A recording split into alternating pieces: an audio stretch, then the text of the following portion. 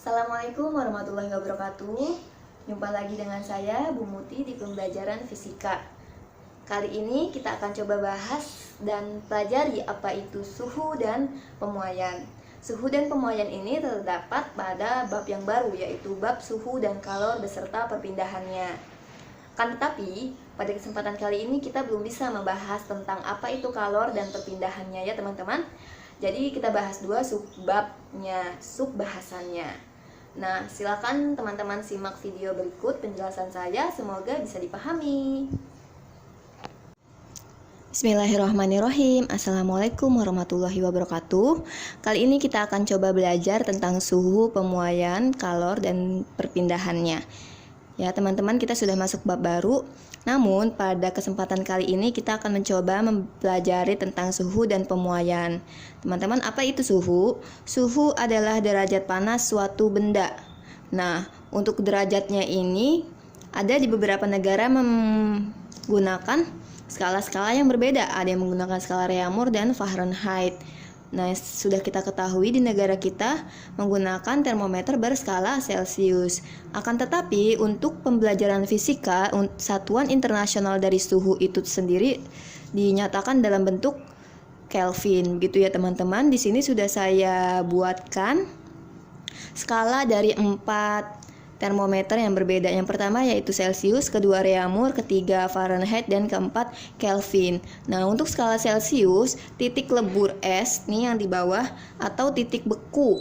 Nah, disebut juga batas bawah bernilai 0 derajat dan batas atasnya atau disebut juga dengan titik didih air bernilai 100 derajat Celcius. Sedangkan pada derajat Reaumur, titik bekunya 0 derajat Reaumur dan titik didihnya sebesar 80 derajat. Dan pada Fahrenheit, titik bekunya senilai 30 derajat Fahrenheit dan titik didihnya sebesar 212 Fahrenheit. Nah, yang terakhir di sini ada Kelvin. Titik bekunya senilai 273 derajat dan titik didihnya senilai 373 derajat. Nah, teman-teman, dari titik lebur atau titik beku ini hingga ke atas, batas atas di titik didihnya, di situ ada namanya range-nya, range skalanya ya. Range-nya dari 0 ke 100 berapa? 0 ke 100 yaitu 100 derajat. Sedangkan dari Reaumur dari 0 ke 80 berarti range-nya 80. Fahrenheit dari 32 derajat ke 220 derajat, range-nya sejauh 180 derajat. Sedangkan dari Kelvin itu 273 sampai ke 373, artinya range-nya sebesar 100 derajat. Dari range-nya ini maka kita bisa buatkan perbandingannya. Perbandingan antara Celcius banding Reaumur banding Fahrenheit dan banding Kelvin yaitu 5 banding 4 banding 9 dan banding 5. Nah teman-teman, apabila ingin menghitung dari suhu satuan ke bentuk satuan suhu lainnya, maka teman-teman bisa gunakan persamaan yang ditanya dibagi dengan diketahui. Ini adalah perbandingan ditanya dibagi diketahui. Contohnya bagaimana? Contohnya seperti ini ya teman-teman. Misalkan ada 50 derajat Celcius ingin diubah ke dalam bentuk derajat Reaumur. Bagaimana caranya? Nah, lihat, Reaumur itu berapa di sini? Perbandingannya 4, sedangkan Celcius itu 5. Maka teman-teman tuliskan perbandingannya menjadi 4/5 dikali 50 derajat. 50 dibagi 5 sama dengan 10, maka bisa dicoretkan. Artinya tersisa 4 dikali 10 yaitu 40. Maka 50 derajat Celcius senilai dengan 40 derajat Reaumur. Itu contoh yang pertama. Yang kedua contohnya di sini ada 60 derajat Celcius ingin diubah menjadi berapa Fahrenheit. Nah, teman-teman, Fahrenheit-nya itu kan 9 di sini ya. Sedangkan Celcius itu 5. Maka kita tuliskan menjadi 9/5 dikali suhu yang diketahuinya 60 derajat Celcius. Kemudian kita ingin pergi ke Fahrenheit.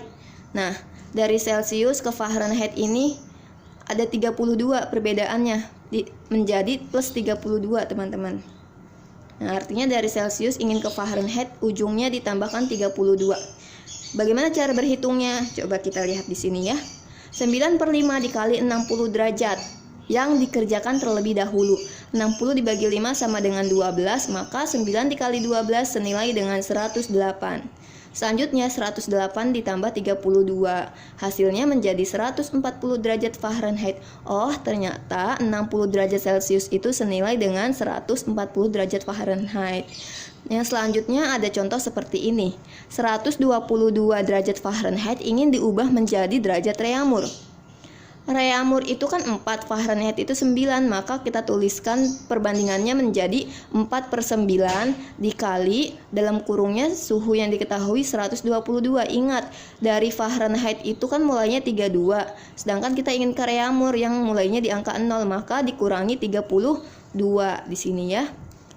Jadi 122 kurang 32 itu dihitung dulu, hasilnya kan 90.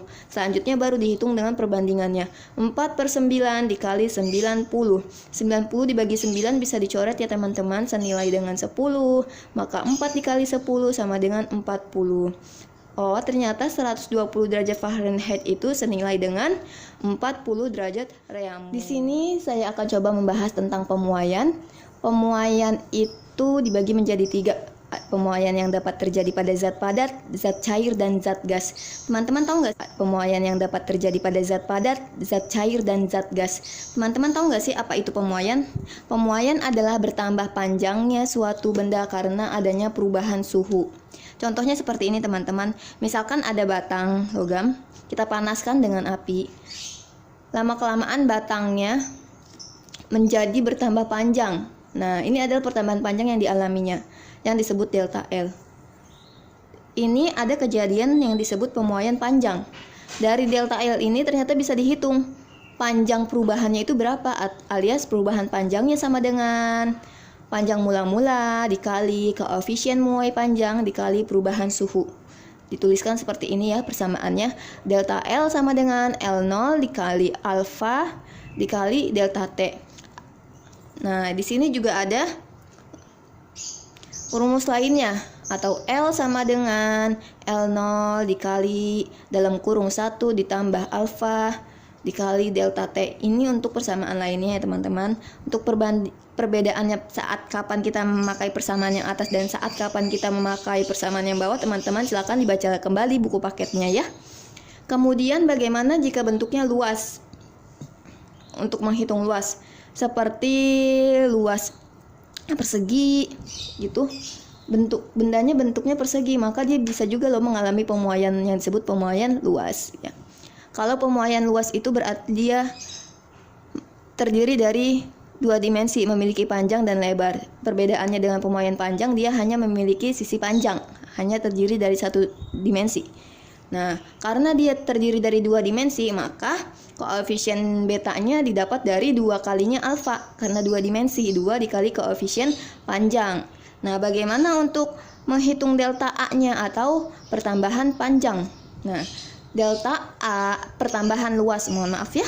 Delta A sama dengan A0 dikali beta dikali delta L. Delta A-nya adalah pertambahan luasnya, pemuaian luas, sama dengan luas awalnya itu A0 dikali beta ini adalah koefisien muai luas dikali perubahan suhu delta T. Di sini ada pemuaian volume. Pemuaian volume terjadi apabila bendanya terdiri dari 3 dimensi, berarti bendanya berbentuk ruang ya. Apa itu balok, kubus, dan lain-lainnya. Delta V-nya sama dengan V0 dikali gamma dikali delta T.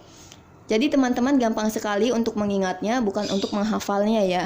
Kalau teman-teman ingat satu saja di sini, pemuaian panjang, yaitu delta L, maka untuk pemuaian luasnya semua diganti dengan huruf A. Nah, di sini kan perbedaannya dari L jadi A. Dari length, long, panjang jadi A, area. Ya. Kemudian untuk volume diganti lagi jadi V gitu. Karena bentuknya 3 dimensi, maka gamma adalah 3 kalinya dari pemuaian koefisien panjangnya, ya. Bagaimana dengan pemuaian pada zat cair? Kalau zat cair hanya mengalami pemuaian volume, ya. Jadi kalau pada zat cair itu masanya bernilai tetap, sedangkan volumenya dia berubah. Bagaimana sih persamaan pemuaian volume? Nah, pemuaian volume itu sama dengan yang seperti ini tadi teman-teman. Kalian tinggal salin saja. Jadi delta V sama dengan V0 dikali gamma dikali delta T. Contohnya itu kan misalkan ada zat cair seperti raksa. Nah, jadi hanya terjadi pemuaian volume kalau bentuknya zat cair. Tidak ada namanya panjang, luas, dan lainnya ya, hanya terjadi volume saja. Sama halnya dengan zatnya berbentuk gas, dia hanya mengalami pemuaian volume. Nah, untuk pemuaian pada zat gas ini alias pemuaian volume, dia dibagi menjadi dua teori berdasarkan Boyle dan berdasarkan Gay-Lussac. Untuk pembahasan yang ini, pemuaian volume pada zat gas akan dibahas di pekan selanjutnya ya teman-teman. Jadi kali ini kita akan mencoba memahami lebih dalam tentang apa itu suhu dan pemuaian pada zat padat. Zat padat itu sendiri dibagi menjadi 3 kan, ada pemuaian panjang, pemuaian luas, dan pemuaian volume. Silakan dipahami dulu. Untuk contoh soalnya akan saya jelaskan di video selanjutnya. Jadi begitu ya teman-teman, penjelasan dan pembahasan contoh soal yang dapat saya sampaikan tentang apa itu suhu dan apa itu pemuaian. Semoga penjelasan ini dapat teman-teman pahami sehingga bisa bermanfaat. Kurang lebihnya mohon maaf apabila banyak kesalahan dalam penyebutan, dalam pengucapan, dan dalam penulisan. Yang lebih dan yang sempurna itu hanyalah milik Allah Subhanahu wa Ta'ala. Semoga apa yang saya berikan ini tidak dilupakan begitu saja ya teman-teman. Sekian, jangan lupa bantu subscribe, like, dan share. Assalamualaikum warahmatullahi wabarakatuh.